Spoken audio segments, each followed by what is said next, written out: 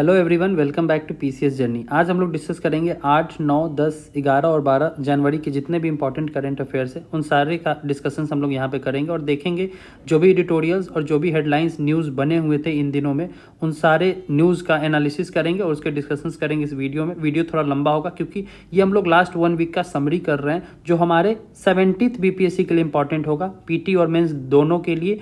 दोनों के टॉपिक मैंने इसमें इंक्लूड कर दिया है ताकि पीटी और मेंस अलग से ना करना पड़े। तो सारी चीज़ों का डिस्कशन हम लोग इस वीडियो के माध्यम से करेंगे। स्टार्ट करते हैं अपना आज का करंट अफेयर्स और देखते हैं कितने ऐसे करंट अफेयर्स इंपॉर्टेंट हमारे पीटी और मेंस के लिए। फर्स्ट जो न्यूज़ है हमारा वो जियोग्राफिकल इंडिकेशन यानी जीआई टैग से रिलेटेड है। अभी हाल फिलहाल में 7 ऐसे प्रोडक्ट्स हैं उड़ीसा के जिसको जीआई टैग दिया गया है गवर्नमेंट के द्वारा, गवर्नमेंट ऑफ इंडिया के द्वारा। तो जानते हैं जीआई टैग क्या है, किन किन केस में दिया जाता है, इससे रिलेटेड कौन सी मिनिस्ट्रीज़ है जो इसको अप्रूव करती है और इसकी वैलिडिटी कितनी है। एक बार अगर किसी प्रोडक्ट को जीआई टैग दे दिया जाए तो कितने दिनों तक वो वैलिड होगा, उस चीज़ को जानते हैं। और कौन कौन से वो प्रोडक्ट हैं जिनको अभी जीआई टैग दिया गया है, उड़ीसा के वो 7 प्रोडक्ट जिनको अभी जीआई टैग दिया गया है उस चीज़ को देखते हैं। और इसमें रिलेट करेंगे कि बिहार से ऐसे कितने प्रोडक्ट हैं जिनको जीआई टैग दिया गया है अभी तक और इसको लेकर क्या बीपीएससी सवाल अभी तक पूछ चुका है, उस चीज़ को भी देखेंगे। तो स्टार्ट करते हैं। यहाँ पे आपका मेंशन है कि कौन से वो प्रोडक्ट है जो 7 प्रोडक्ट जिसको लेकर ये न्यूज़ में बना हुआ है। तो 7 products of Orissa that got the GI tag, वो नाम यहाँ पे मेंशन है। कापडा गांडा सॉल्स, कोरापुट काला जीरा राइस, लांजिया सौरा पेंटिंग्स, सिमलीपाल काई चटनी, इसको रेड एंट चटनी भी बोलते हैं, और उड़ीसा खजूरी गुडा, नयागढ़ कंटाई मुंडी ब्रिंजल, ये सब वहाँ के लोकल्स नेम है। इस वजह से इस तरह के इसके प्रोनाउंसिएशन हो रहे हैं। तो ये सब लोकल नेम है, इस वजह से इसका प्रोनाउंसिएशन इस तरह का है। फिर लास्ट में हमारा है मैगी लड्डू, ठीक है। तो ये 7 प्रोडक्ट है जिसको लेकर अभी जीआई टैग दिया गया है गवर्नमेंट ऑफ इंडिया के द्वारा। डिस्कस करते हैं इस पर। नेक्स्ट क्या न्यूज़ है समझते हैं। सबसे पहले जीआई टैग बोलते किसको है, जीआई टैग देते क्यों है, ठीक है। तो यहाँ पे मेंशन है भौगोलिक संकेत टैग उस उत्पाद को दिया गया है, एक चिन्ह है जिसकी विशिष्ट भौगोलिक उत्पत्ति हो और जिसमें बताई गई उत्पत्ति के कारण आंतरिक गुण होते हैं। मतलब किसी भी पर्टिकुलर जियोग्राफिकल लोकेशन पे कुछ ऐसा पाया जाता है जिस लोकेशन के वजह से वहाँ के उस प्रोडक्ट में कुछ वैसी इंट्रिंसिक क्वालिटीज़ हो, उस वजह से उस प्रोडक्ट को जीआई टैग दिया जाता है। इसका मतलब ये बिल्कुल नहीं है कि अगर कहीं एक जगह पे लीची पाया जा रहा है तो दूसरी जगह पे लीची नहीं पाया जा रहा है, ठीक है। तो लीची बहुत जगह पाए जाते हैं बट किसी एक जगह का लीची में उस तरह के क्वालिटीज़ देखे जाते हैं। जैसे कि बिहार के केस की बात करें तो शाही लीची की बात करते हैं। मुजफ्फरपुर का जो शाही लीची है उसको जीआई टैग मिला हुआ है। वो रिप्रेजेंट करता है कि जो शाही लीची जो है मुजफ्फरपुर की, उसकी एक अलग पहचान है, उसकी एक अलग क्वालिटीज़ है। तो इसका बस यही पर्पस है। फिर इसमें नेक्स्ट देखते हैं कि इससे जुड़े हुए क्या न्यूज़ हो सकते हैं, क्या क्वेश्चन आपसे पूछा जा सकता है, कुछ एडिशनल इन्फॉर्मेशन जानते हैं। ये कंज्यूमर को भी और जो सेलर है उस चीज़ को, दोनों को प्रोटेक्शन प्रोवाइड करता है। बेसिकली ये एक एक्ट है जिसके द्वारा रेगुलेट किया जाता है। वो एक्ट का यहाँ नाम है geographical indication registration and protection 1990 act, जो जीआई टैग से डील करता है। इसी एक्ट के तहत जीआई टैग को रिकॉग्नाइज किया जाता है, किसी भी प्रोडक्ट को जीआई टैग दिया जाता है, ठीक है। एक बार किसी भी प्रोडक्ट को अगर जीआई टैग दिया जाए वो 10 ईयर्स के लिए वैलिड होता है, ठीक है। ऐसा क्यों करते हैं हम लोग, क्योंकि जीआई टैग जो हम लोग का है वो एक तरह का हम लोग बोल सकते हैं पेटेंट है, ठीक है। तो WTO में, वर्ल्ड ट्रेड ऑर्गेनाइजेशन में एक ट्रिप्स एग्रीमेंट है।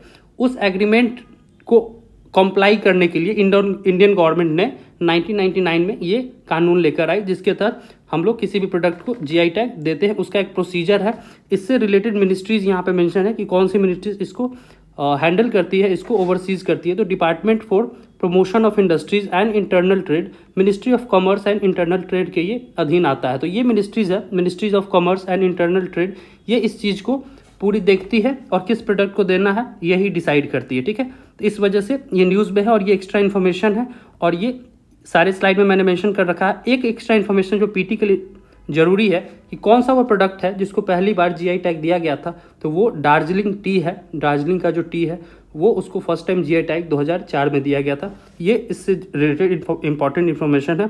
कुछ फेमस प्रोडक्ट जिसको जीआई टैग अभी तक दिया गया है वो है basmati rice, Darjeeling T, Chanderi fabrics, Mysore silk, Tanjore painting और बहुत सारे प्रोडक्ट है। ये लिस्ट बहुत बड़ा है तो बहुत सारे प्रोडक्ट है, ये कुछ फेमस प्रोडक्ट है जिसको जीआई टैग अभी तक दिया गया है। नेक्स्ट बात करते हैं जीआई टैग और बिहार की, कि बिहार के वैसे कितने प्रोडक्ट है जिसको जीआई टैग दिया गया है। तो यहाँ पे मैंने मेंशन कर रखा है सिक्की ग्रास हैंडीक्राफ्ट, सुजनी कढ़ाई, भागलपुरी जर्दालू आम, भागलपुरी सिल्क, कतरनी चावल, मगही पत्ते या फिर मगही पान, मुजफ्फरपुर का शाही लीची, सिलाव खाजा, मधुबनी पेंटिंग, पिपली वर्क लोगो, सूजनी कढ़ाई लोगो। सूजनी कढ़ाई के ऊपर 68 या 69 बीपीएससी में सवाल पूछ चुका था कि सूजनी कढ़ाई क्या है। ये एक तरह का आर्ट है, ठीक है, एम्ब्रॉयडरी आर्ट है, ये एक तरह का आर्ट है, ये सवाल आपसे पूछ चुका है। फिर मिथिला मखाना को अगस्त 2022 में जीआई टैग दिया गया था, और रिसेंटली मिर्चा धान जो हमारा वेस्ट चंपारण में पाया जाता है उसको दिया गया, ठीक है।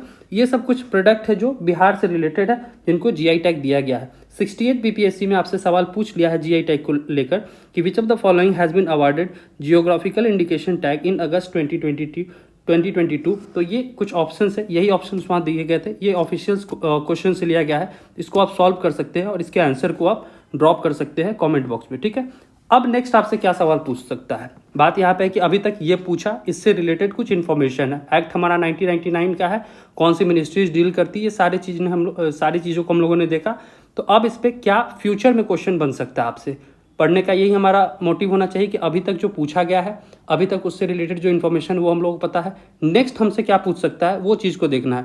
तो यहाँ पे consider the following statement with reference to geographical indication या फिर जीआई टैग को लेकर कुछ कथन दिए हैं, 2 कथन दिए हैं, उस पर आपको विचार करने हैं और प्रीवियस इन्फॉर्मेशन जो मैंने प्रोवाइड किया है उसका यूज करके आप इसको सॉल्व कर सकते हैं। नेक्स्ट टाइम बीपीएससी आपसे ऐसे ही सवाल पूछ सकता है। चलते हैं नेक्स्ट टॉपिक पे कि नेक्स्ट टॉपिक हमारा क्या है। नेक्स्ट न्यूज़ हमारा आज का, नेक्स्ट न्यूज़ की बात करते हैं, वो हमारा है वाइब्रेंट गुजरात समिट को लेकर। एमसीक्यू के फॉर्म में है, कुछ यहाँ पे आपको इन्फॉर्मेशन दी गई है, स्टेटमेंट बेस्ड है, कथनों पर विचार करना है आपको, और वाइब्रेंट गुजरात समिट के ऊपर ये 2 कथन दिए हैं, उस पर सोचना है, उसका जवाब आपको देना है। ये भी बहुत ज़्यादा न्यूज़ में बना था, इसको लेकर हम अभी भी डिस्कशन भी करेंगे। तो consider the following statement with reference to vibrant Gujarat summit. First statement हमारा है, the theme of 10th edition of vibrant Gujarat summit is gateway to the future. और दूसरा स्टेटमेंट है, vibrant Gujarat summit conceptualised in 2003। तो इसको लेकर बात करते हैं कि इन दोनों में से क्या सही है क्या गलत है, दोनों में से कौन सही है। तो यहाँ पे जो दिए गए दोनों स्टेटमेंट है, दोनों ही सही है, ये दोनों ही स्टेटमेंट आपका सही है। एक सेकेंड, दोनों ही स्टेटमेंट जो दिया गया है वो दोनों ही सही है। तो इससे एक बात पता चली कि वाइब्रेंट गुजरात समिट जो है वो इसका ये 10वां संस्करण है, 10वां संस्करण है ये आपका, और ये इसका जो थीम है वो गेटवे टू द फ्यूचर है। तो 2 इन्फॉर्मेशन यहाँ से हम लोग निकाल सकते हैं कि जो वाइब्रेंट गुजरात समिट है उसका ये 10वां संस्करण है, और दूसरा इसका जो थीम है इस बार का वो gateway to the future.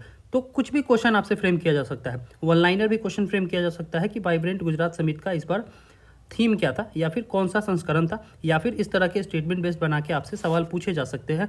Next इसका आपसे बैकग्राउंड डेटा पूछ सकता है, क्योंकि हम लोग अभी फोकस कर रहे हैं, कोई भी न्यूज़ हम लोग पढ़े तो उसके बैकग्राउंड डेटा को हम लोग कवर कर रहे हैं, उसके बैकग्राउंड डेटा को हम लोग कवर कर रहे हैं, या फिर बैकग्राउंड इन्फॉर्मेशन को कवर कर रहे हैं। इससे फ़ायदा क्या होगा, इससे फ़ायदा क्या होगा कि अगर एग्जामिनर इस चीज़ को डीप में जाकर पूछना चाहे, इस चीज़ को कॉन्सेप्चुअली पूछना चाहे, तो हमारी कॉन्सेप्चुअल क्लैरिटी होनी चाहिए उस चीज़ को लेकर। वो टॉपिक हमारा पूरी तरीके से कंप्लीट होना चाहिए। ऐसा ना कि केवल हम लोग करंट पढ़ लिए, उसके बैकग्राउंड इन्फॉर्मेशन को नहीं समझे तो हमारी इन्फॉर्मेशन अधूरी रह जाएगी। इसलिए हम लोग कोशिश करते हैं कि जो भी न्यूज़ पढ़े, 10 ही न्यूज़ पढ़े, लेकिन उसको पूरा डिटेल में पढ़े, ताकि उससे अगर कोई भी क्वेश्चन पूछे तो हम लोग उस पोजीशन में हो कि उस क्वेश्चन को आंसर कर सके, ठीक है। तो यहाँ पे दूसरा स्टेटमेंट क्या है कि वाइब्रेंट गुजरात समिट कॉन्सेप्चुअलाइज इन 2003, ये भी सही जवाब है, ये भी सही स्टेटमेंट है कि जब 2003 में वहाँ पे जो प्रेजेंट उस समय के जो सीएम थे वो हमारे ऑनरेबल जो अभी प्राइम मिनिस्टर है मोदी जी, वहाँ पे उस समय के सीएम थे, उनके द्वारा उन्हीं के पीरियड में इस चीज़ को स्टार्ट की गई थी। बेसिकली इसका पर्पस क्या है, इसका पर्पस है ग्लोबल इन्वेस्टर्स को और इंडियन इन्वेस्टर्स को अट्रैक्ट करना, इंडियन इन्वेस्टर्स को अट्रैक्ट करना, ताकि वो आए और गुजरात में क्या करें, इन्वेस्टमेंट करें, ताकि इन्वेस्टमेंट करेंगे उससे अपॉर्चुनिटीज़ जनरेट होंगे, एम्प्लॉयमेंट जनरेट होंगे। ये पर्पस था और इस बार ये इसका थीम था, ठीक है। तो नेक्स्ट देखते हैं कि इसको लेकर क्या न्यूज़ है। उसको डिस्कस करते हैं। तो इसमें हमारा दोनों स्टेटमेंट सही हो जाएगा, both A and B are the correct statement, ठीक है। नेक्स्ट लेके चलते हैं। नेक्स्ट हमारा न्यूज़ किसको लेकर है, खेल रत्न पुरस्कार 2023 इस बार दिया गया है। अनाउंसमेंट जो हमारा है नवंबर एंड या दिसंबर के स्टार्टिंग में ही कर दिया गया था, और ये अभी हाल फिलहाल में हमारे ऑनरेबल प्रेसिडेंट के द्वारा दिया गया है। जितने भी सेलेक्टेड कैंडिडेट्स थे और जितने भी नॉमिनेटेड कैंडिडेट थे उनको खेल रत्न पुरस्कार 2023 से नवाजा गया है। डिस्कस करते हैं कि किनको किनको दिया गया है और इस अवार्ड में कौन कौन सी कैटेगरीज है, उसको लेकर डिस्कस। इस बार खेल रत्न पुरस्कार किनको किनको दिया गया है, उस चीज़ पे आने से पहले कुछ इसकी बैकग्राउंड इन्फॉर्मेशन को समझते हैं कि इस खेल पुरस्कार की शुरुआत कब से हुई, और कुछ एक्स्ट्रा इन्फॉर्मेशन इसके बारे में जानते हैं कि कहीं अगर इस चीज़ को क्वेश्चन को फ्रेम किया जाए दूसरे एंगल में तो हम लोग उस चीज़ को सॉल्व करने के लिए रेडी रहे। तो सबसे पहले बताते हैं कि इस अवार्ड की शुरुआत होती है 1956 और 57 से इस अवार्ड की शुरुआत होती है। और इस खेल रत्न पुरस्कार 2023 में बहुत तरह के अवार्ड दिए जाते हैं। बेसिकली 5 या 6 कैटेगरीज में अवार्ड दिए जाते हैं, 5 to 6 कैटेगरीज में अवार्ड दिए जाते हैं। उसमें जो मेजर होता है वो होता है राजीव गांधी खेल रत्न अवार्ड, जो अभी किस नाम से जाना जाता है, मेजर ध्यानचंद खेल रत्न अवार्ड, और इसको पहले राजीव गांधी खेल रत्न अवार्ड के नाम से जाना जाता है। ये हाईएस्ट अवार्ड है in the fields of sports. तो ये किसको दिया गया है इस बार का, उसके बारे में पीछे आगे के स्लाइड में देखेंगे। लेकिन एक इन्फॉर्मेशन कि ये अवार्ड किस मिनिस्ट्रीज़ के द्वारा दी जाती है, तो ministries of youth and sports provide this award on annual basis, ठीक है। सालाना हर साल ये ministry of youth and sports affair decide करती है कि ये अवार्ड किसको देना है, और ये नाम्स को नॉमिनेट किया जाता है। फिर हमारे ऑनरेबल प्रेसिडेंट के द्वारा उन लोगों को अवार्ड दिया जाता है। अवार्ड में क्या दिया जाता है वो सारी चीज़ों को लेकर अभी डिस्कशन करेंगे। इस बार जो अवार्ड्स दिए गए हैं उसमें जो कुछ मेजर हाइलाइट्स है वो यहाँ पे स्लाइड्स में मेंशन है, उसको देखते हैं कि क्या हाइलाइट्स है। जैसे कि 2 हमारा खेल रत्न अवार्ड दिया गया है, 3 ध्यानचंद अवार्ड दिया गया है और 5 द्रोणाचार्य अवार्ड दिया गया है। बेसिकली जो टीचर्स होते हैं, जो गुरु होते हैं, उनको द्रोणाचार्य बोलते हैं। तो 5 ऐसे गुरुजन हैं जिनको ये अवार्ड से नवाजा गया है, और 26 अर्जुन अवार्ड दिए गए हैं। तो 26 इंपॉर्टेंट नहीं है, सारे को नहीं याद करना है। एग्जामिनेशन के लिए जो हाईलाइट्स है, जो पेपर्स में रोज़ देखे जा रहे हैं, जो पेपर्स में लगभग सारे पेपर्स में जिनके नाम कवर्स किए गए, जिनके इमेज को दिया गया है, उनके बारे में हम लोग जानते हैं। तो फिर देखते हैं, जैसे खेल रत्न अवार्ड जिसमें मेजर ध्यानचंद अवार्ड ये दिया गया है सात्विक साईराज और चिराग शेट्टी को। ये किस स्पोर्ट से बिलोंग करते हैं, तो बैडमिंटन से ये बिलोंग करते हैं, ठीक है। तो कभी कभी आपसे पूछ लेता है कि मेजर ध्यानचंद अवार्ड जो दिया गया है सात्विक साईराज और चिराग शेट्टी को, ये बेसिकली किस फील्ड से या फिर किस स्पोर्ट से बिलोंग करते हैं, तो बैडमिंटन से बिलोंग करते हैं। इस अवार्ड के बारे में एक इन्फॉर्मेशन और जाननी है कि ये अवार्ड की शुरुआत होती है हमारा 1991 और 1992 से इस अवार्ड की शुरुआत की गई। पहली बार 1991 और 1992 में इस चीज़ को दिया गया, इस अवार्ड को दिया गया, ठीक है। फिर द्रोणाचार्य अवार्ड है, यहाँ पे मेंशन है नाम, आप देख सकते हैं पहुँच करके, 5 लोगों को ये दिया गया है। फिर ध्यानचंद अवार्ड दिया गया है। नेक्स्ट चलते हैं, अर्जुन अवार्ड्स के कुछ हाइलाइट्स है। बेसिकली अभी हम लोगों ने पढ़ा कि टोटल हमारे 26 अर्जुन अवार्डीज़ है जिनको अवार्ड दिया गया है, जिसमें से ये हमारे मोहम्मद शमी है जो क्रिकेट से बिलोंग करते हैं, बहुत फेमस है। इनके ट्रैक रिकॉर्ड के बारे में बताने की ज़रूरत नहीं है। पिछले साल जो इनका परफॉर्मेंस था, वर्ल्ड कप के दौरान जो परफॉर्मेंस था, ये सब लोगों ने देखा है। तो मोहम्मद शमी को क्रिकेट फील्ड से बिलोंग करते हैं, इनको अर्जुन अवार्ड दिया गया है। उसके बाद कुछ नीचे मेंशन है जिनको अर्जुन अवार्ड से दिया गया है। एक इनका आ रहा है पारुल चौधरी जो एथलीट्स है, ठीक है। ये पारुल चौधरी जो एथलीट्स है, इनको भी अर्जुन अवार्ड दिया गया है। और एक प्राची यादव है, ठीक है, यहाँ पे मेंशन होगा कहीं पे, प्राची यादव है यहाँ पे। ये पैरा कैनोइंग, ये बहुत फेमस है, प्राची यादव पैरा कैनोइंग, इनको दिया गया है। ये बेसिकली पानी में ये होता है पैरा कैनोइंग, तो उसके लिए। और सबसे बड़ा बात ये इसको आप बोल सकते हैं जैसे कि जो भी पैराफील्ड से, पैरा स्पोर्ट्स से जो बिलोंग करते हैं वो अवार्डीज़ इंपॉर्टेंट हो जाते हैं, ठीक है। तो वैसे 2% है, जो पैरा स्पोर्ट्स से बिलोंग करते हैं, तो उनको नवाजा गया है। एक इसके बारे में और देखेंगे आगे कि दूसरे पर्सन कौन है। शीतल देवी, यहाँ पे मेंशन नहीं है, बट यहाँ पे कहीं पे दिया होगा, यहाँ पे एक सेकेंड नीचे में मेंशन है। ये शीतल देवी जो पैरा तीरंदाजी करती है, पैरा आर्चरी से बिलोंग करती है, इस स्पोर्ट्स फील्ड से बिलोंग करती है। इनको इंडियन आर्मी के द्वारा अडॉप्ट किया गया था। बेसिकली जम्मू एंड कश्मीर के रेसिडेंट है, और ये इनके हाथ नहीं है, तो ये पैर से तीरंदाजी करती है। तो ये बहुत हाईलाइट रही, बहुत मोटिवेशनल है सभी लोगों के लिए। इनका वीडियो यूट्यूब पे बहुत सारा आप देख सकते हैं किस तरह से ये तीरंदाजी करती है। तो ये प्राची यादव पैरा कैनोइंग और शीतल देवी पैरा तीरंदाजी, इनको अर्जुन अवार्ड से नवाजा गया है। ये दोनों बहुत फेमस पर्सनालिटीज़ है। फिर हमारे मोहम्मद समी, फिर पारुल चौधरी एथलेटिक्स, ये सबसे ज़्यादा हाईलाइट्स है। टोटल अर्जुन अवार्ड जो 26 दिए गए हैं उसमें से ये जो हमारे मेजर जो स्पोर्ट्स पर्सन है वो बहुत। क्वेश्चन है आपका, consider the following statement with reference to Khel Ratna पुरस्कार 2023। खेल रत्न पुरस्कार 2023 के संदर्भ में निम्नलिखित कथन पर विचार करें। दो स्टेटमेंट है। पहला स्टेटमेंट कह रहा है Satwik Sairaj and Chirag Shetty awarded with major Dhyanchand Khel Ratna award. ये स्टेटमेंट सही है क्योंकि अभी हम लोगों ने पढ़ा इन दोनों को मेजर ध्यानचंद खेल रत्न अवार्ड, जिसको पहले राजीव गांधी खेल रत्न अवार्ड के नाम से जाना जाता है, इससे नवाजा गया है। ठीक है। दूसरा स्टेटमेंट है major Dhyanchand Khel Ratna award was given since 1991 और 1992। जब इस अवार्ड के बारे में अभी हम लोग डिस्कस कर रहे थे तभी हम लोग चर्चा किए ये 1991 और 1992 से दिया जा रहा है। ठीक है। तो ये दोनों स्टेटमेंट हमारा सही है। ठीक है। तो यहाँ आप लोग कर सकते हैं कि दोनों स्टेटमेंट हमारा सही है। ठीक है।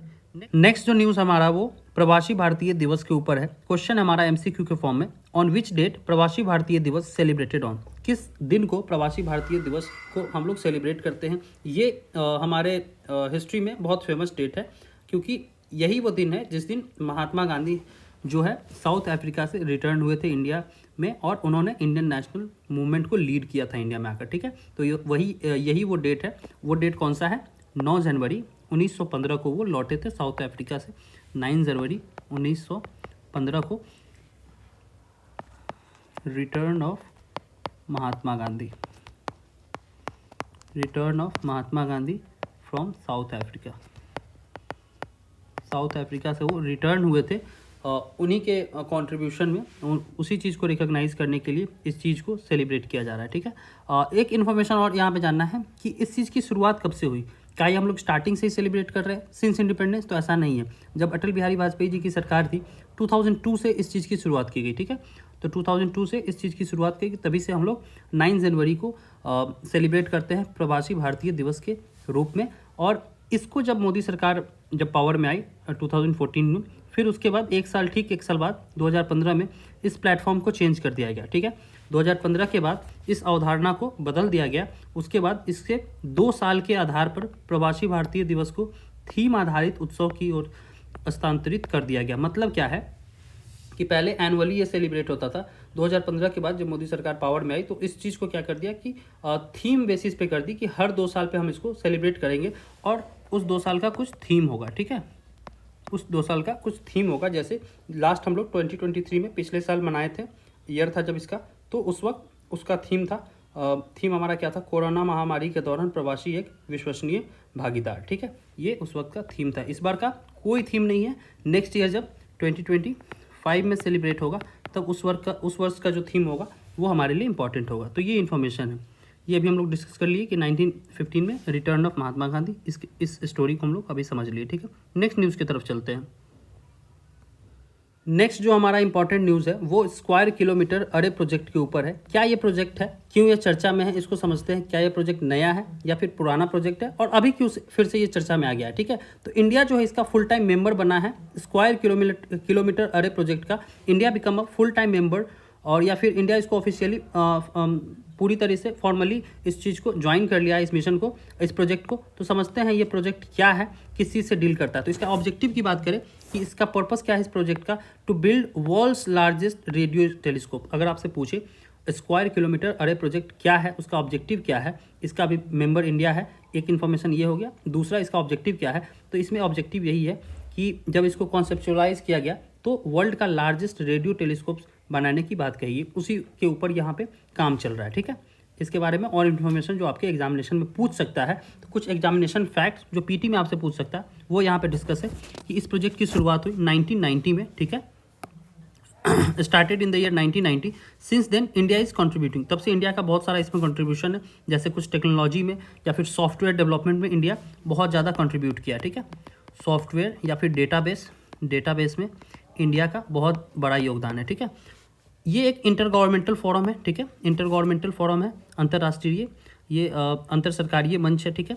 फिर इसमें प्रेजेंटली 16 मेंबर कंट्रीज है इंक्लूडिंग इंडिया जो इसके एग्रीमेंट को साइन किए। बेसिकली जो एग्रीमेंट को साइन करते हैं जो एग्रीमेंट को साइन करते हैं उनको कुछ फाइनेंशियल टर्म एंड कंडीशन को भी मानना पड़ता है, ठीक है, फाइनेंशियल टर्म एंड कंडीशंस को भी मानना पड़ता है। इंडिया इस चीज़ को ज्वाइन किया है और इंडिया ने कुछ कंट्रीब्यूट भी किया, ठीक है। इसमें करना क्या है कि बहुत सारे, जैसे डिस एंटीना होता है ना, डिस एंटीना की तरह बहुत सारे, बहुत लार्ज नंबर में, हज़ारों में ये हम लोग टेलीस्कोप को लगाएंगे, एंटीना को लगाएंगे, जिससे जो रेडियो वेव्स आते हैं अर्थ पे, ठीक है, जो नेकेड आई से विजिबल नहीं है, जो वेव्स यूनिवर्स से आते हैं, ठीक है, उसमें इस चीज़ को कैप्चर करेंगे और उसको स्टडी करेंगे। क्या पर्पस होगा उसको स्टडी करने का, क्यों ऐसा हम लोग करना चाह रहे हैं, उसके बारे में हम लोग यहाँ समझते हैं। वो क्वेश्चन आपसे मेंस में पूछ सकता है कि इसके ऑब्जेक्टिव क्या है, ये आपसे क्वेश्चन आपके मेंस में फुल लेंथ बन सकते हैं, जो आपसे पूछा जा सकता है। तो यहाँ पे कुछ ऑब्जेक्टिव मैंने मेंशन कर रखा है कि ये जो हमारे अंडरस्टैंडिंग है यूनिवर्स के बारे में, उसको ट्रांसफॉर्म कर सकता है। अभी जो हमारी अंडरस्टैंडिंग, जो हमारी समझ है ब्रह्मांड के बारे में, उसको बदल सकता है। ये कुछ फंडामेंटल क्वेश्चन जो है अभी के समय के, उसको सॉल्व करने में मदद कर सकता है। ये जो हमारा प्रोजेक्ट है, स्क्वायर किलोमीटर अरे प्रोजेक्ट, और जो कॉस्मिक डॉन्स है, जैसे कि कब पहली बार स्टार्स बने, कब पहली बार गैलेक्सीज बने, ब्लैक होल्स क्यों बन रहे हैं, क्यों बार बार कब फर्स्ट टाइम फॉर्म हुए, वो सारे चीज़ को जवाब ये प्रोजेक्ट हमारा दे सकता है। उस सेंस में ये इम्पॉर्टेंट है। एक चीज़ जिसके वजह से ये खास इम्पॉर्टेंट है, वो है ये प्रोजेक्ट जिसका की गोल भी है इस प्रोजेक्ट का, वो जो आइंस्टीन का जनरल थियरी ऑफ रिलेटिविटी है, ठीक है, जनरल थियरी ऑफ रिलेटिविटी है, उस चीज़ के बारे में रिसर्च करेगा कि क्या आइंस्टीन का जो जनरल थियरी ऑफ रिलेटिविटी है, क्या वो वैलिड है या इनवैलिड है, उस चीज़ के बारे में ये प्रोजेक्ट पता लगाएगा, ठीक है। नेक्स्ट चलते हैं।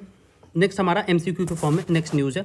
क्वेश्चन है कि हाल ही में किस देश ने उपग्रह एक सैटेलाइट को लॉन्च किया है, उस सैटेलाइट का नाम है आइंस्टीन प्रोब, ठीक है। तो नाम से नहीं पता चल रहा है कि किस देश ने आइंस्टीन प्रोब को अभी हाल फिलहाल में लॉन्च किया, जिस वजह से उसके पड़ोसी देश ताइवान में इलेक्शंस चल रहे थे, जिस वजह से बहुत सारे प्रोटेस्ट हो रहे थे, ठीक है, इस सैटेलाइट लॉन्च की वजह से, ठीक है, लॉन्च की वजह से, जिस वजह से हुआ क्या, वहाँ के कम्युनिकेशंस में डिस्ट्रप्शंस क्रिएट हुए, ठीक है, जिस वजह से ये बहुत चर्चा में है, ठीक है।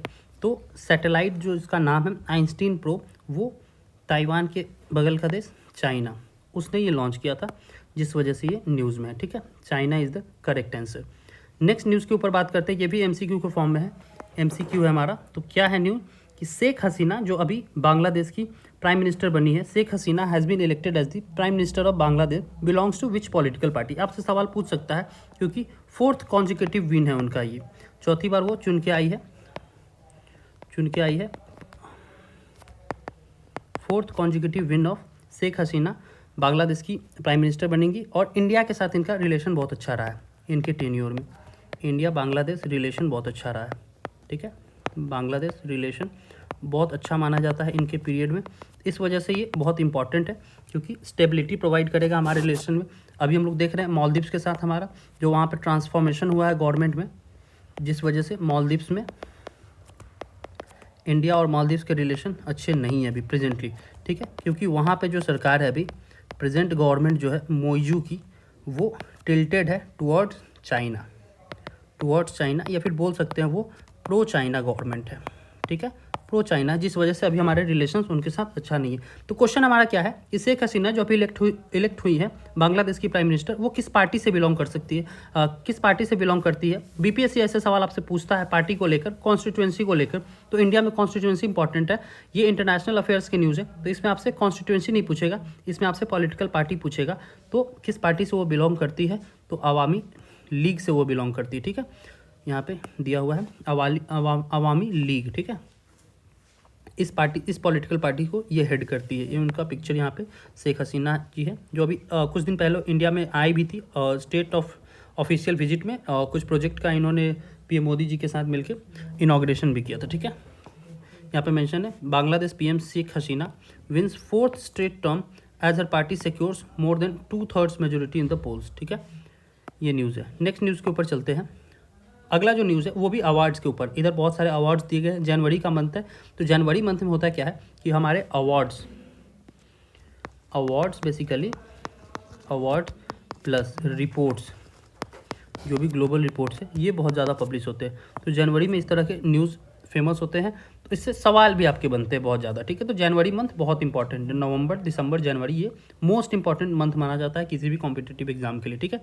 तो गोल्डन ग्लोब अवार्ड 2024 के ऊपर चर्चा करते हैं, किनको किनको ये अवार्ड दिया गया है, और इस अवार्ड में कुछ ऐसे हाईलाइट्स है जो हमको जानना चाहिए। जैसे कि एक ओपेनहाइमर एक मूवी आई थी पिछले साल, जिसके ऊपर बीपीएससी आपसे सवाल पूछ चुका है कि ओपेनहाइमर मूवी में प्रोजेक्ट मैनहट्टन की चर्चा हुई थी, ठीक है।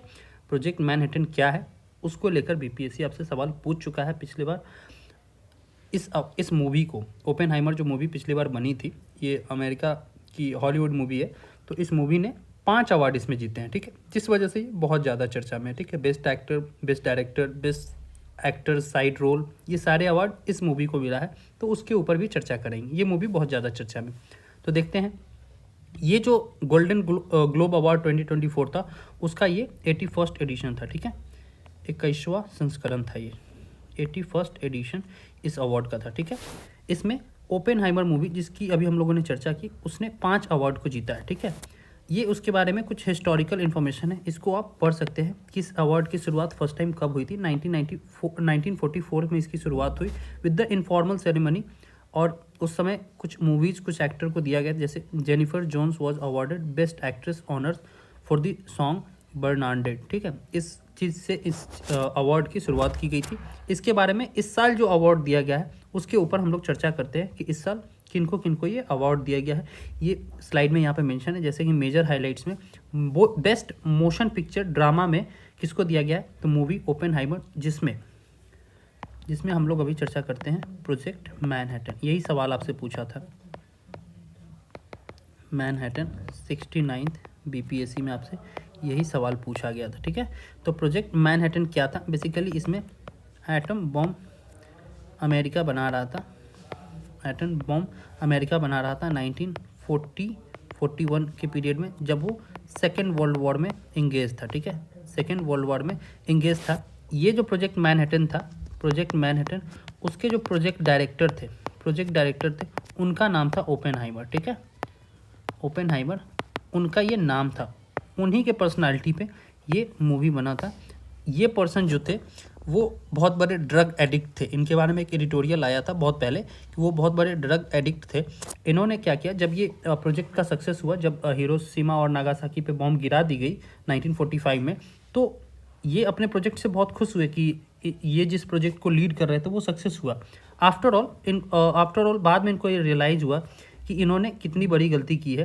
ह्यूमैनिटी के खिलाफ इनका जो इन्वेंशन है वो बहुत खतरनाक है। बाद के टाइम में ये रियलाइज़ की इस चीज़ को, जिस वजह से ये डिप्रेशन के शिकार हो गए, ठीक है।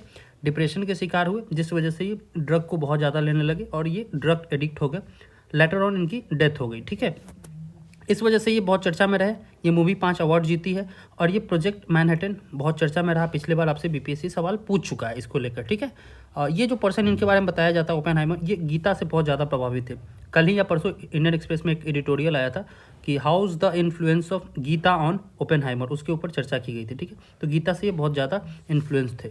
नेक्स्ट, ये जो मूवी है ओपेनहाइमर, उसके जो एक्टर है वो है किलियन मर्फी, ठीक है। ओपेनहाइमर मूवी के जो एक्टर है किलियन मर्फी, उनको बेस्ट मेल एक्टर का अवार्ड दिया गया, ठीक है। बेस्ट मेल एक्टर का अवार्ड दिया गया, तो दूसरा अवार्ड भी ओपेनहाइमर को ही गया था, ठीक है। नेक्स्ट चर्चा करते हैं नेक्स्ट अवार्ड के ऊपर, बेस्ट फीमेल एक्टर का, ठीक है। बेस्ट फीमेल एक्टर ये दूसरी मूवी के लिए दिया गया है इन ड्रामा। ये दिया गया है लिली ग्लैडस्टोन को, ठीक है। ये जो मूवी जो की थी killers of flowers of moon, ये इंपॉर्टेंट है। Killers of flowers of moon movie के लिए लिली ग्लैडस्टोन को best female actor in motion picture drama से नवाजा गया है, ठीक है। ये उनकी पिक्चर है। नेक्स्ट न्यूज़ के ऊपर चलते हैं। गोल्डन ग्लोब अवार्ड 2024 में बेस्ट डायरेक्टर मोशन पिक्चर में किसको दिया गया, तो वो पहले ही बताया आपको, क्रिस्टोफर नॉलन। ये ओपेनहाइमर जो मूवी है उसको ये डायरेक्ट किए हैं, ठीक है। तो इसी मूवी के लिए इस पर्सन को अवार्ड दिया गया। नेक्स्ट चलते हैं, और ये मूवी कितना इंपॉर्टेंट है इसी से पता चल रहा है। एक है बेस्ट मोशन पिक्चर एनिमेशन के फील्ड में किसको अवार्ड दिया गया है, तो यहाँ पे mention the boy and the Heron, इसको दिया गया है बेस्ट मोशन पिक्चर एनिमेशन में, ठीक है। नेक्स्ट जो इंपॉर्टेंट अवार्ड है वो है बेस्ट मेल एक्टर म्यूजिकल और कॉमेडी के फील्ड में पॉल गियामाटी। ये हिंदी के पेपर में कवर था, तो इसके बारे में हम लोग को जानना चाहिए।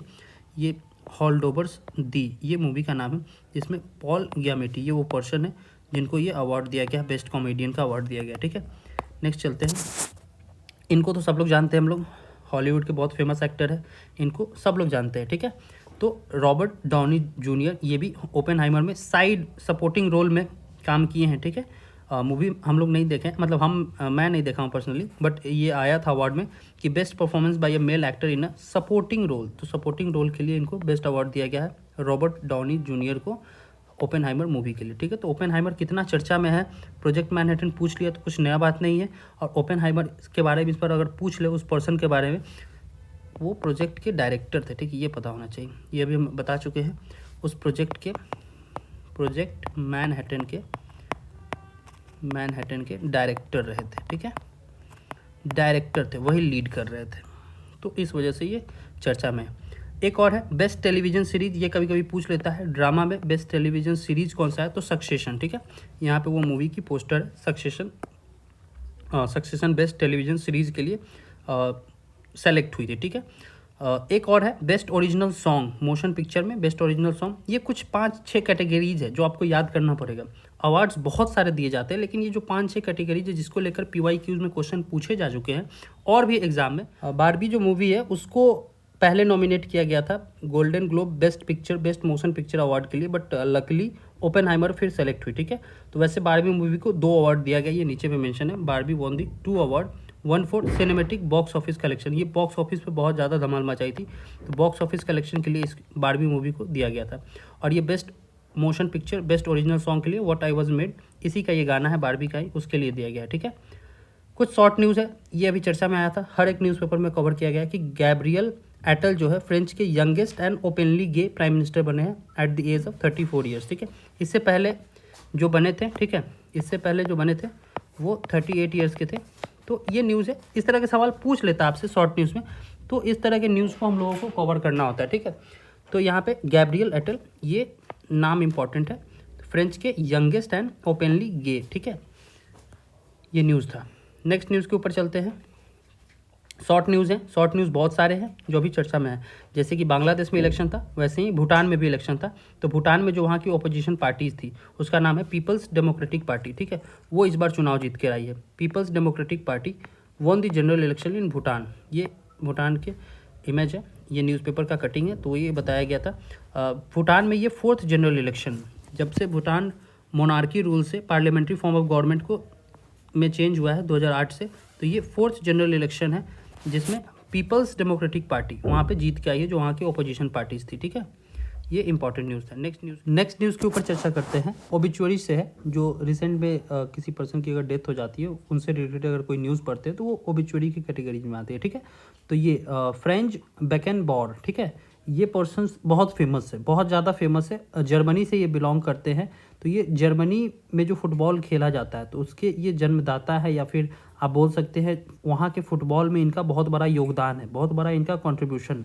तो इनके बारे में मेंशन है फ्रेंच एंटन बेकेनबॉर, ठीक है, was a German professional footballer, player, manager और ऑफिशियल। फिर बाद में जब ये इन्होंने खेलना छोड़ दिया तो फिर वहाँ के ये कोच के रूप में भी काम किया था। ठीक है, इन्होंने, तो इनकी अभी मृत्यु हो गई है 1-2 दिन पहले, तो he died at the age of 78 years.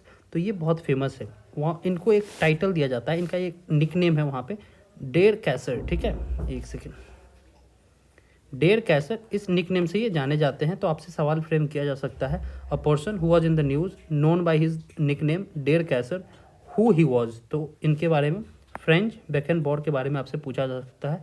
ये इनका बहुत बड़ा जर्मन फुटबॉल में बहुत बड़ा कंट्रीब्यूशन है, ये इनको लीजेंड भी बोला जाता है। ठीक है, इनको लीजेंड भी बोला जाता है वहाँ के, तो ये बहुत ज़्यादा चर्चा में है। इनसे मोस्ट लाइकली है कि इनसे आपसे सवाल, इनको लेकर आपसे सवाल पूछा जा सकता है, क्योंकि ये बहुत बड़े खिलाड़ी रह चुके हैं। ठीक है, तो इनकी मृत्यु हुई है at the age of 78 year, तो इनसे रिलेटेड आपसे सवाल आपके एग्जामिनेशन में देखने को मिल सकता है। ठीक है, नेक्स्ट न्यूज़ के ऊपर चलते हैं कि नेक्स्ट न्यूज़ हमारा क्या है।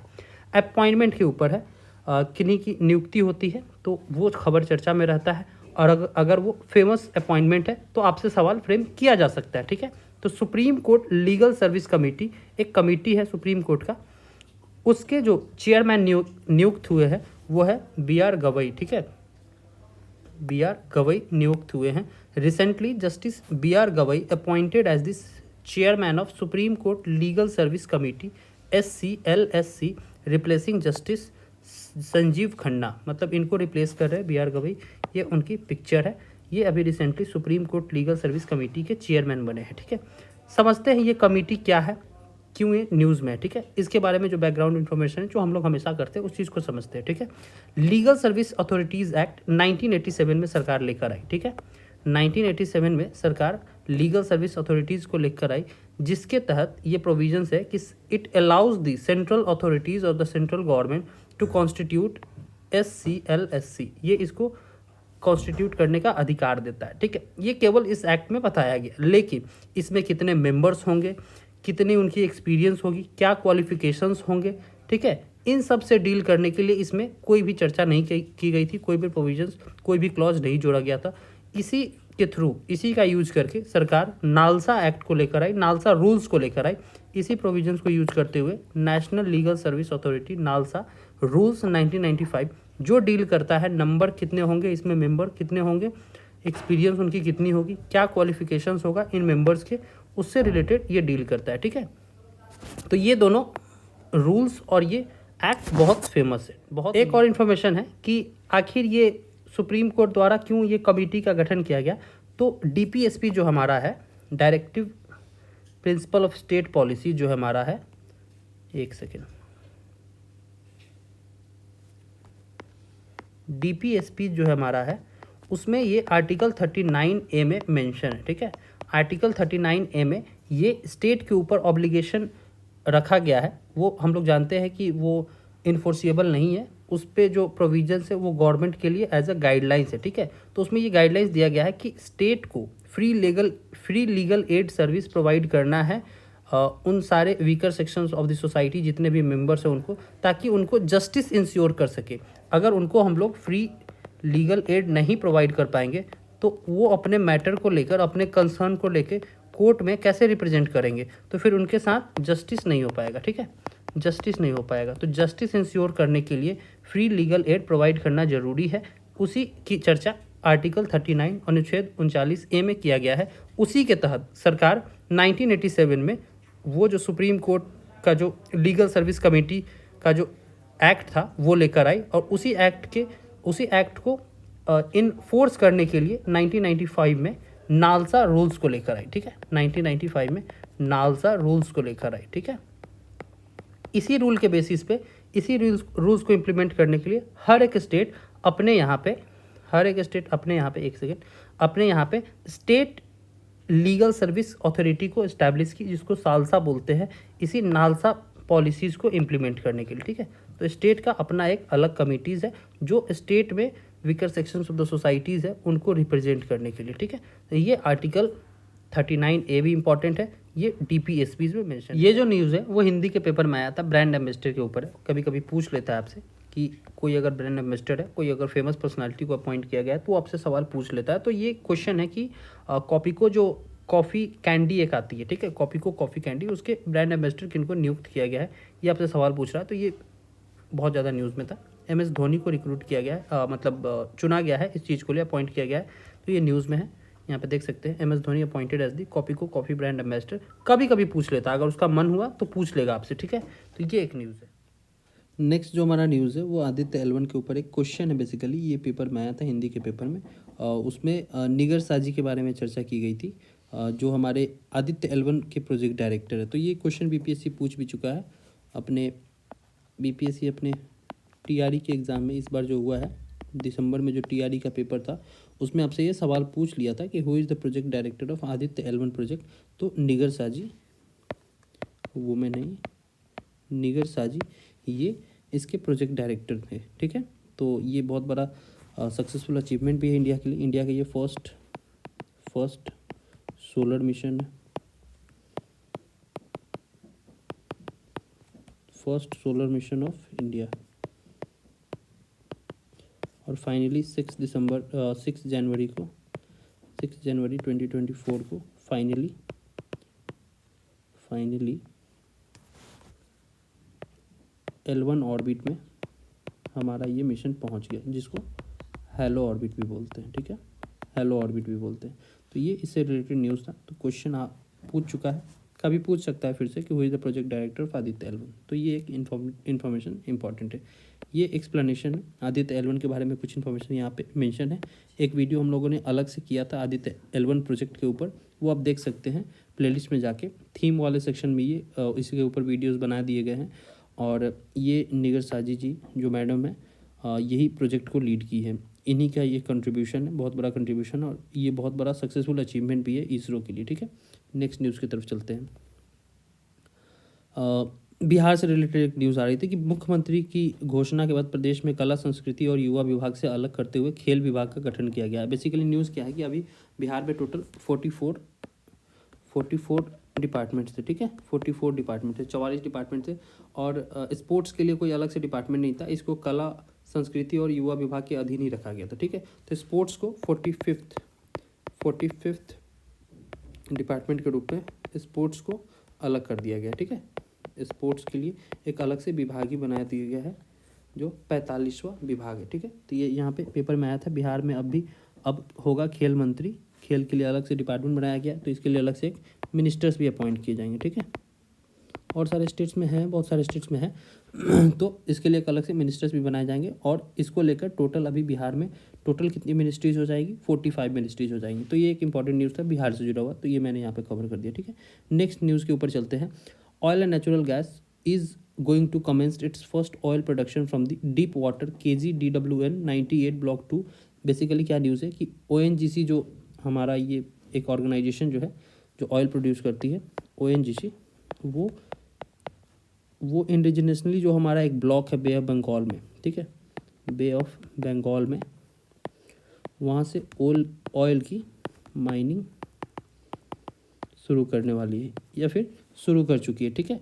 तो ये इंपॉर्टेंट इसमें है कृष्णा गोदावरी बेसिन, यहीं पे वो माइनिंग चल रहा है, ठीक है, कृष्णा गोदावरी माइनिंग। और ये जगह इंपॉर्टेंट है बे ऑफ बंगाल के काकिंडा कोस्ट, ये प्लेस इंपॉर्टेंट है कि ये कहाँ पे ये ऑयल प्रोडक्शन किया जा रहा है, डीप वाटर ऑयल प्रोडक्शन किया जा रहा है। तो काकिंडा कोस्ट पे, काकिंडा तट है बे ऑफ बंगाल में, ठीक है। तो ये एक इंपॉर्टेंट न्यूज़ है। और किसके द्वारा किया जा रहा है, oil and natural gas corporation के द्वारा, ONGC के द्वारा, ठीक है। ऐसा बोला जा रहा है कि ये 7% ऑयल इम्पोर्ट को कम कर देगा, ठीक है, क्योंकि यही हम लोग प्रोड्यूस करेंगे। तो अभी जो हमारी तेल पर निर्भरता है मिडिल ईस्ट के देशों पे, वो रिड्यूस हो जाएगा, ठीक है, वो कम होगा। तो इसका 7% कंट्रीब्यूशन होगा। यहाँ से हम लोग ऑयल को निकालेंगे, फिर उसको प्रोसेस करेंगे, फिर उसको प्योरीफाई करके मार्केट में इसको डिस्ट्रीब्यूट करेंगे, ठीक है। तो ये एक ONGC को लेकर न्यूज़ था, ठीक है। नेक्स्ट न्यूज़ की तरफ चलते हैं। नेक्स्ट न्यूज़, ये ONGC जो प्रोजेक्ट है जिसके बारे में अभी चर्चा कर रहे थे, ये प्रोजेक्ट है, उसका ये इमेज है, ठीक है। नेक्स्ट न्यूज़ है रेड सीज डिस्ट्रप्शन के ऊपर, कि रेड सीज में क्या डिस्ट्रप्शंस है, क्यों इतना चर्चा बना हुआ है, इसको लेकर एक न्यूज़ भी आया था। क्योंकि इसको लेकर कुछ कॉन्सिक्वेंसेस हो रहे हैं कि ऑयल के प्राइसेस इंक्रीज हो रहे हैं, यहाँ पे मेंशन है ऑयल के प्राइसेस इंक्रीज हो रहे हैं, सप्लाई चेन डिस्ट्रप्शन हो रहा है, चीज़ें जिस डेस्टिनेशन के लिए पहुँचनी है वहाँ तक पहुँच नहीं पा रही है, जिसकी वजह से प्रॉब्लम आ रहा है मार्केट में। फिर शिपिंग वेसल्स जो है अपने रूट्स को चेंज कर रहे हैं, दूसरे रूट्स को अडॉप्ट कर रहे हैं। जैसे पहले जो हमारा रूट्स था, जो स्वेज कैनाल बनने से पहले जो रूट्स था, उस रूट्स को अपना रहे हैं। उससे क्या प्रॉब्लम आएगा उसको लेकर समझते हैं, ठीक है। तो बेसिकली देखते हैं, जब यहाँ पे ये मैप को समझते हैं, ये हमारा रेड सीज का पोर्शन है, ये वाला पोर्शन, ठीक है, ये हमारा रेड सीज का पोर्शन है, ठीक है, ये वाला पोर्शन रेड सी का पोर्शन है, ठीक है, लाल सागर समझते हैं इसको। यहाँ पे ये लैंड एरिया था, ठीक है, और ये वाला जो पोर्शन है ये वो मेडिटेरेनियन सी है, ठीक है।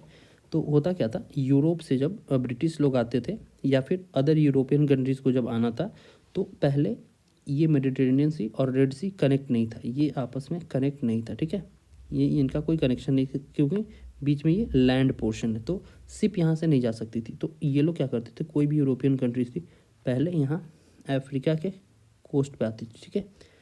ये इतना डिस्टेंस ट्रैवल करके यहाँ पे एक जगह था केप ऑफ गुड होप, ठीक है, केप ऑफ गुड होप, ये एक जगह था, ठीक है, एक सेकेंड, यहाँ पे एक जगह है केप ऑफ गुड होप, ठीक है। इसको क्रॉस करते हुए यहाँ पे रुकते हुए फिर इंडिया के डिफरेंट कोस्ट पे पहुँचते थे, कोचीन, मुंबई या फिर गुजरात के कोस्ट पे पहुँचते थे, ठीक है। ये पहले रूट था before the creation of Suez canal. फिर 18th सेंचुरी में स्वेज कैनाल का क्रिएशन होता है, जिस वजह से क्या हम लोग क्या ट्रेडिंग दुनिया में सहूलियत मिलती है उसको ऊपर समझते हैं कि जब ये हो जाता है उसके बाद ये वाला पोर्शन जो है हमारा, ये वाला जो पोर्शन है, एक सेकेंड, ये वाला जो पोर्शन है ये आपस में कनेक्ट हो गई, ठीक है। ये आपस में कनेक्ट हो गई, मतलब मेडिटेरेनियन सी जो है वो रेड सी के साथ कनेक्ट हो गई by a medium of Suez canal, ठीक है, स्वेज कैनाल। तो ये आर्टिफिशियली क्रिएटेड है, आर्टिफिशियली रूप से ये बनाया गया है, ज़मीन को काट के बनाया गया है, आर्टिफिशियली क्रिएटेड। और ये अभी इजिप्ट के कंट्रोल में, इजिप्ट के कंट्रोल में। ये एक इन्फॉर्मेशन आपको जाननी चाहिए। यहीं पे जो हमारा इजिप्ट है उसी के कंट्रोल में, ठीक है, उसी के अभी एक कंट्रोल में, ठीक है। तो जिस वजह से अब ये रूट को फॉलो करके इंडिया नहीं जाना पड़ेगा। अब यहीं से शिपिंग इंडस्ट्री या फिर कोई भी कंट्री ये रेड सी को क्रॉस करते हुए यहाँ गल्फ ऑफ एडन है, ठीक है, गल्फ ऑफ एडन। इसके मैं आपको और डिटेल में समझेंगे। गल्फ ऑफ एडन है, इसको क्रॉस करते हुए इंडियन ओशन में इंटर कर जाएगी, ठीक है, इंडियन ओशन में पहुंच जाएगी। तो इससे हमारा क्या फ़ायदा होगा, बेनिफिट्स क्या होंगे उसको समझते हैं।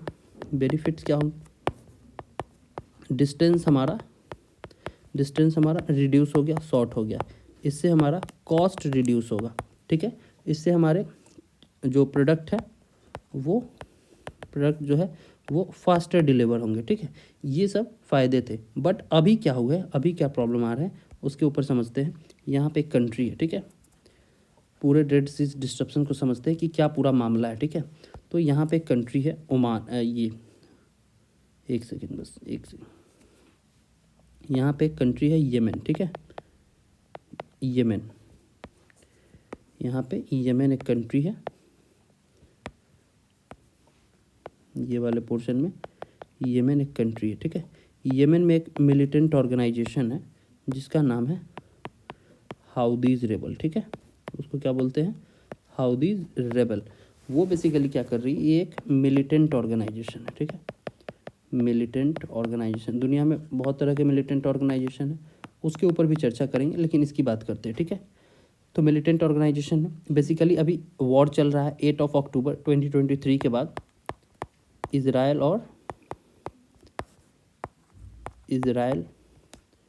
और हमास के बीच में वॉर चल रहा है, ठीक है।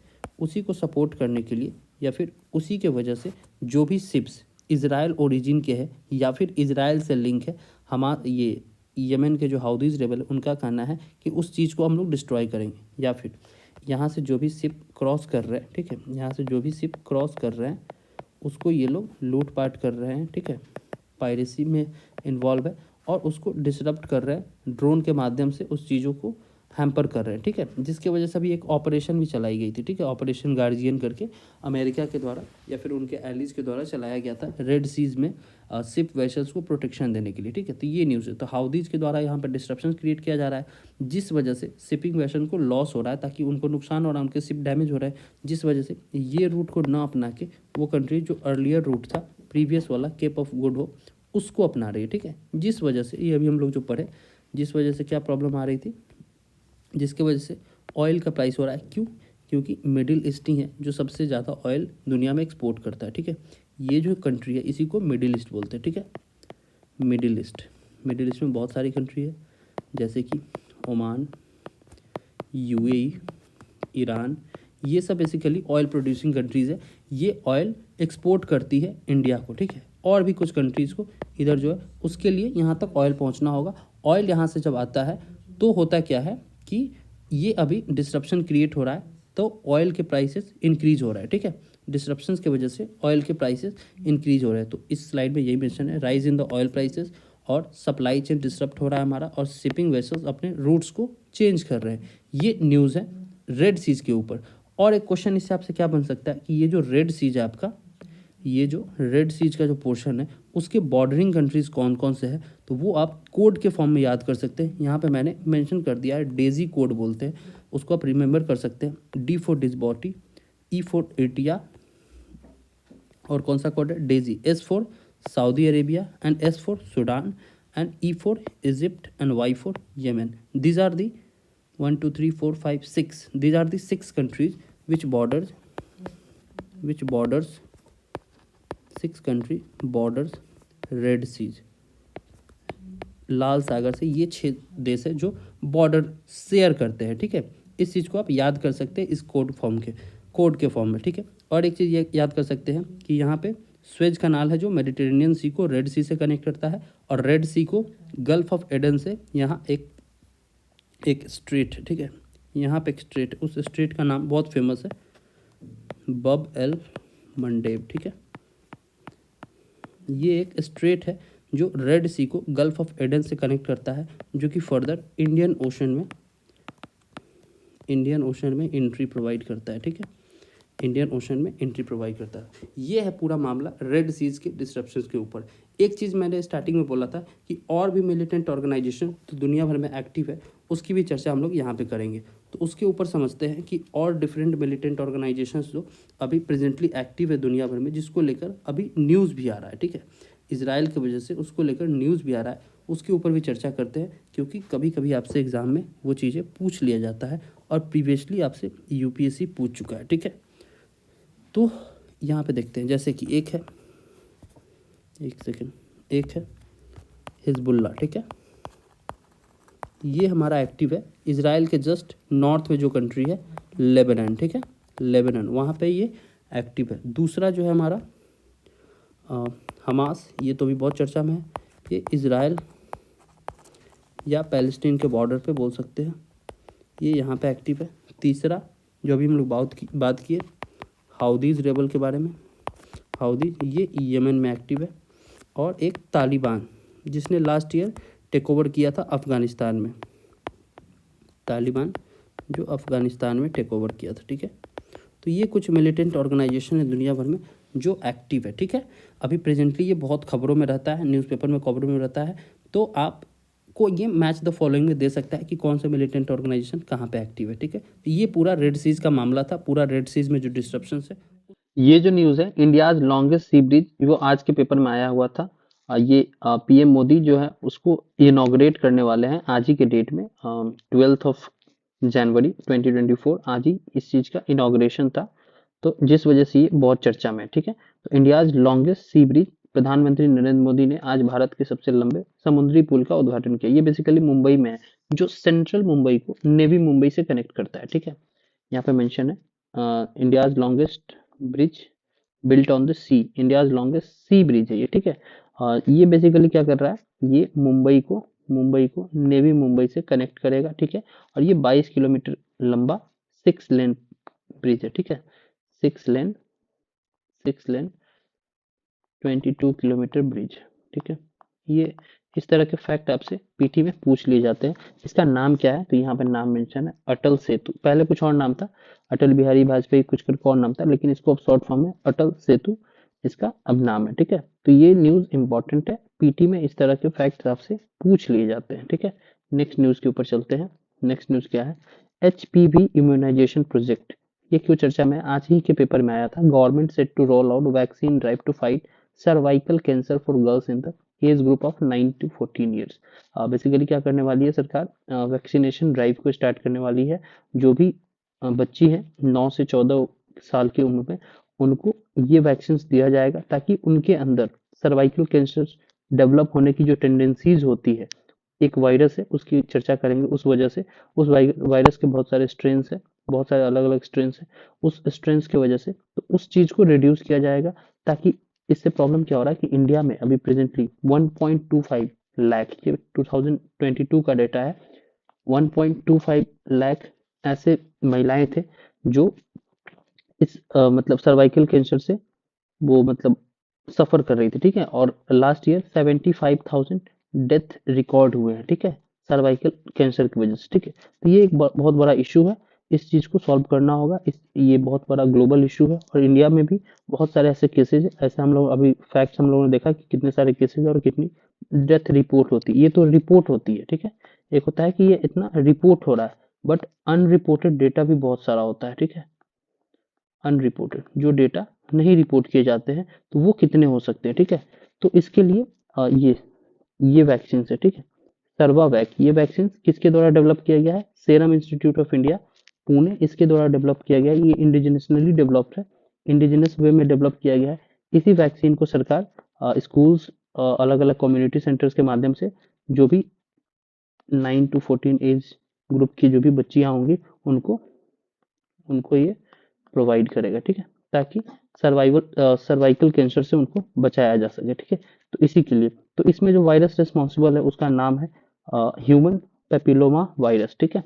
ह्यूमन पेपिलोमा वायरस, ये वायरस का नाम है। इसी के डिफरेंट स्ट्रेन की वजह से सर्वाइकल कैंसर होता है, ठीक है। सर्वाइकल कैंसर होता है। तो ये न्यूज़ है, उसी को लेकर वैक्सीनेशन ड्राइव स्टार्ट होने वाली है इंडिया में। उसी के ऊपर ये हेडलाइंस था आज, फर्स्ट न्यूज़पेपर के फर्स्ट ही पेज में ये न्यूज़ था, ठीक है। नेक्स्ट न्यूज़ की तरफ चलते हैं। कॉन्गो रिवर, कॉन्गो रिवर भी न्यूज़ में है। कॉन्गो रिवर किस वजह से न्यूज़ में है? कॉन्गो रिवर का जो सी लेवल था वो इंक्रीज हो गया है, ठीक है। सी लेवल के इंक्रीज होने के कारण वहाँ आसपास जो कॉन्गो रिवर के जो सिटीज है वहाँ पे फ्लड देखने को मिले, ठीक है। उस फ्लड के कारण लगभग 300 से अधिक लोगों की मृत्यु हो चुकी है, ठीक है। जिस वजह से ये नदी जो है चर्चा में है। तो सवाल हमसे ये नहीं फ्रेम होगा, सवाल हमसे कॉन्गो नदी के ऊपर जियोग्राफी का इसका जो लोकेशन है, जियोग्राफिकल लोकेशन या फिर जियोग्राफिकल इंपॉर्टेंस है, उसको लेकर आपसे सवाल पूछा जाएगा। तो जियोग्राफिकल लोकेशन इसमें सबसे इंपॉर्टेंट क्या है कि कॉन्गो नदी जो है, कॉन्गो नदी उसको इक्वेटर जो है ट्वाइस क्रॉस करता है। मतलब ये अगर अफ्रीका का मैप है और ये अगर कॉन्गो नदी है इस तरह का, तो यहाँ से इक्वेटर 2 बार पास होता है। मतलब ये नदी इस तरह से है, तो एक बार इक्वेटर यहाँ पे इसको कट किया और दूसरी बार इक्वेटर यहाँ पे ऐसे कट किया। तो ऐसा ये एक ही नदी है वर्ल्ड में जिसको इक्वेटर 2 बार कट करता है, ठीक है। Twice cut by an equator. और ये सेकेंड लार्जेस्ट रिवर है अफ्रीका का आफ्टर नाइल रिवर, ठीक है। नाइल जो है उसके बाद ये सेकेंड लार्जेस्ट रिवर है अफ्रीका का, ठीक है। ये इंपॉर्टेंट न्यूज है किसको लेकर? कॉन्गो रिवर के ऊपर, ठीक है। ये बेसिकली अफ्रीका का मैप है, यहाँ पे देख सकते हैं। ये कॉन्गो का एरिया है, यहाँ जूम पोर्शन देख सकते हैं। ये वाला पोर्शन कॉन्गो का एरिया है और यहीं से ऐसे ये कॉन्गो रिवर है, ठीक है। Congo river. तो ये बेसिकली एक पॉइंट यहाँ और दूसरा पॉइंट यहाँ, इन दोनों पॉइंट में इक्वेटर के द्वारा 0 डिग्री 2 बार इक्वेटर इसको कट करता है, इस नदी को, ठीक है। तो ये न्यूज कॉन्गो रिवर को लेकर है। इसके जियोग्राफिकल इंपॉर्टेंस को लेकर सवाल पूछ सकता है। और एक मैप में ये भी देख सकते हैं, इसी के आसपास इसी के ईस्टर्न कोस्ट पे लेक विक्टोरिया है, जो कभी कभी चर्चा में रहता है। इसके ऊपर से भी इक्वेटर क्रॉस करता है, ठीक है। ये सारे न्यूज थे जो इंपॉर्टेंट थे आपके एग्जाम के लिए। जितने भी एक सप्ताह में जितने भी इंपॉर्टेंट न्यूज थे वो सारे का मैंने यहाँ पे डिस्कशन किया। बहुत ही कम ऐसी चीज होगी जो आपके लिए छूटा होगा। लगभग सारी चीजों को मैंने डिस्कस कर दिया है। एग्जाम में आपसे जो भी सवाल पूछेगा वो यहाँ पे मैंने क्वेश्चन के रूप में रख दिया है। ये वीडियो अगर आप देखते हैं तो फिर आपके बीपीएससी 70वीं के एक भी प्रश्न करेंट अफेयर के सेक्शन का नहीं छूटेगा। फिर मिलते हैं नेक्स्ट वीडियो में ऐसे ही लास्ट 1 वीक के करंट अफेयर्स के साथ। तो फिर नेक्स्ट टाइम मुलाकात होगी, उसमें नेक्स्ट 1 वीक का करंट अफेयर्स करेंगे। तब तक के लिए थैंक यू सो मच।